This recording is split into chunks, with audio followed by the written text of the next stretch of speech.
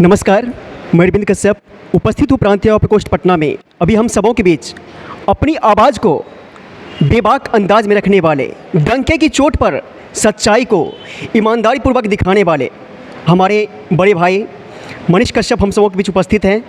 आइए इनसे हम बातचीत करते हैं।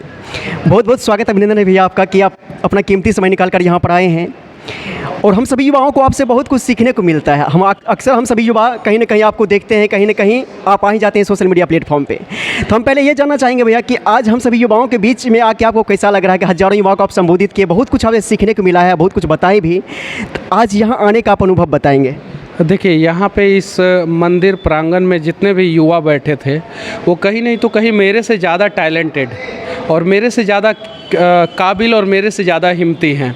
बस वही हनुमान जी जैसा बहुत सारे लोगों को अपनी काबिलियत और हिम्मत का पता नहीं रहता है, होते हैं, तो यहाँ पे बताने का प्रयास किया जाता है। मनीष भैया है जो मेरा ही नाम है, उनका भी बहुत सारे लोगों को बताते हैं। और मुझे एक और चीज़ बहुत अच्छा लगा कि मेरे यहाँ के जो डीएम साहब हैं कुंदन कुमार, अभी बहुत अच्छा काम कर रहे हैं वो वहाँ पे नेताओं से थोड़ा दूरी बना के, और बहुत बढ़िया काम करते हैं। मैं उन्हें देखते रहता हूँ हमेशा, और वो भी यहीं से डीएम बने हैं, तो अच्छा लगा।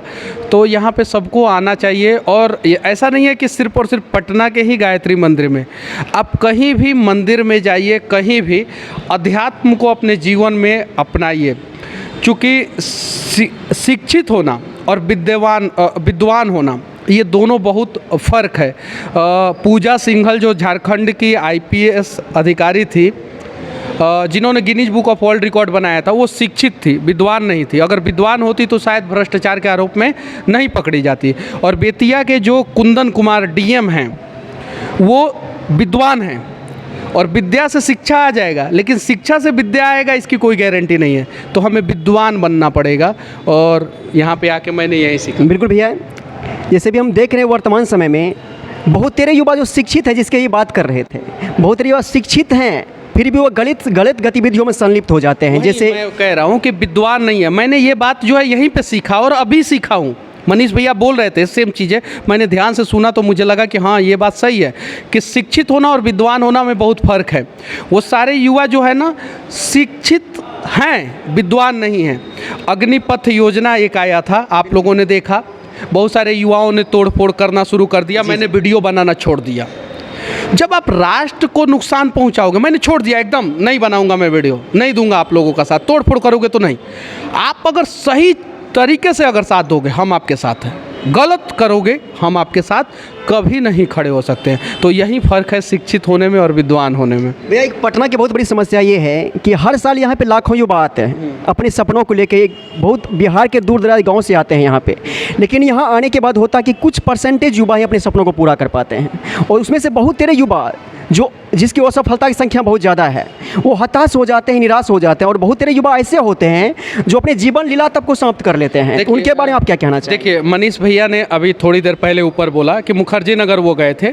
तो मुखर्जी नगर गए थे तो जब पूछे कि IAS IPS की तैयारी करने वाले कुछ बच्चों से पूछे कि अच्छा ये बताइए कि आप लोग जब फ्रस्ट्रेट होते हैं तो करते क्या है।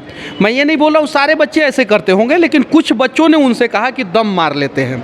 ठीक है, तो फ्रस्ट्रेट होते हैं तो बहुत सारे लोग जो है नशा कर लेते हैं, बहुत सारे लोग जो है कहीं कुछ बियर बार क्लब और बहुत सारे जगहों पे चले जाते हैं। यहाँ पे तो वो सब चीज़ें उपलब्ध नहीं है। लेकिन यहाँ के बच्चे अगर फ्रस्ट्रेट होते हैं तो गलत रास्ते पे चले जाते हैं। गलत रास्ते पे ना जाके आप मेडिटेशन करें, योगा करें। गलत रास्ते पे ना जाके ऐसे ऐसे जगहों पे आएँ। यहाँ पे बहुत सारे लोग मिलेंगे, आपको सही चीज़ों को बताएंगे, सही तरीके से बताएंगे, तब जाके आपका रास्ता सही होगा। और देखिए, आप नौकरी कर सकते हैं, आप IAS IPS बन सकते हैं, आप इस देश का प्रधानमंत्री बन सकते हैं, लेकिन अगर आप उसके साथ साथ विद्वान व्यक्ति नहीं बने ना, तो आपका पूरा शिक्षा जीरो है। और जिस दिन आप विद्वान बन गए, मान लीजिए कि आपने किसी चीज़ का एग्ज़ाम दिया, आप सफल नहीं हुए, फ़र्क नहीं पड़ता। लेकिन अगर आप विद्वान बन गए तो आप अपने जीवन में कभी असफल नहीं होंगे। इसीलिए विद्वान बनना जरूरी है। और जो व्यक्ति विद्वान हो जाएगा, जो युवा विद्वान हो जाएगा, वो कभी गलत रास्ते पे नहीं जाएगा, फ्रस्ट्रेट नहीं होगा, असफलता से नहीं घबराएगा, और एक ना एक दिन उसके जीवन का मंजिल जो है उसके कदमों के नीचे रहेगा। बिल्कुल। भैया बहुत सारी गतिविधियां जो प्रांतीय प्रकोष्ठ के द्वारा चलाई जाती है, जैसे बाल संस्कार शाला की चर्चा हो रही थी, उसी तरह जहां स्लम एरिया में हम हज़ारों बच्चों को हमारे जो युवा भाई यहाँ देख रहे हैं ये पढ़ाने का काम करते हैं। साथ ही साथ यहाँ पे गंगा सफाई अभियान चलता है, वृक्षारोपण चलता है, और सबसे बड़ी बात अभी जहाँ पर आप उपस्थित थे ऊपर में, वहाँ पिछले 27 वर्षों से आज तक हज़ारों युवा को हर संडे को मोटिवेशनल सेमिनार चलता है कि कैसे आप तैयारी करें, कैसे अपने जीवन में अच्छा बने, कैसे अपने टारगेट, अपने एम को अचीव करें जितना जल्दी हो सके, अपने माँ बाप को सपनों को पूरा कर सकें। इन सारी गतिविधियों के बारे में आपकी क्या राय है? देखिए, मेरा मोबाइल में हर दिन किसी न किसी कार्यक्रम के लिए मुझे मैसेज आता है। हर दिन मैं बहुत कम जगह पे जाता हूँ, बहुत कम जगह पे। यहाँ पे आके मैं अपने आप को गौरवशाली महसूस कर रहा हूँ, क्योंकि यहाँ पे आप लोग जो है ना, लाइमलाइट से हट के, मुझे भी हाईलाइट होने का शौक़ है, मुझे भी, आपको भी होगा, सबको होगा। हाँ, रास्ता सबका अलग अलग होता है, लेकिन यहाँ पे जो लोग काम कर रहे हैं ना, उनको हाईलाइट होने का शौक़ नहीं है, उन लोगों को समाज को बदलने का शौक़ है। तो बहुत अच्छा है, जैसे आप लोगों ने बोला वृक्षारोपण आप लोग कर रहे हैं। आप लोग जो पेड़ लगाते होंगे वो पेड़ ज़मीन पे लगता होगा, लेकिन सरकारी सिस्टम, नेता को नहीं बोल रहा हूँ, सिस्टम को बोल रहा हूँ, बहुत अंतर है सरकारी सिस्टम और नेता में। लेकिन सरकारी सिस्टम जो आप लोग 6 रुपया, 7 रुपया, 10 रुपया में पेड़ लगा देते होंगे, वो 1-1 हज़ार रुपया में भी पेड़ नहीं लगा पा रहे हैं। जिन बच्चों को आप लोग, कुछ लोग मिल के जो है जिन बच्चों को पढ़ा रहे हैं, शिक्षित कर रहे हैं, उसके लिए ऑलरेडी हमारे टैक्स का पैसा, आपने ये जो शर्ट खरीदा है ना उस पर टैक्स दिया, आपने ये जो माइक खरीदा उस पर टैक्स, ये चश्मा खरीदा उस पर टैक्स, पैंट और मोजा पे टैक्स, आपने रक्षा सूत्र बांधा होगा उस पर टैक्स, ये भगवान को जो फूल माला चढ़ाया है ना, उस पे भी जीएसटी है। तो इन सारे पैसों का इस्तेमाल सिस्टम के द्वारा ऑलरेडी पढ़ाने के लिए, गरीब बच्चों को पढ़ाने के लिए दिया जा रहा है, लेकिन वो पैसों का सही इस्तेमाल नहीं हो रहा है। इसीलिए कहीं नहीं तो कहीं उन सब चीज़ों का सही इस्तेमाल होगा तो सब कुछ सही होगा, और नहीं होगा तो आपके जैसे अनेकों लोगों की ज़रूरत पड़ेगी, अनेकों लोगों की ज़रूरत।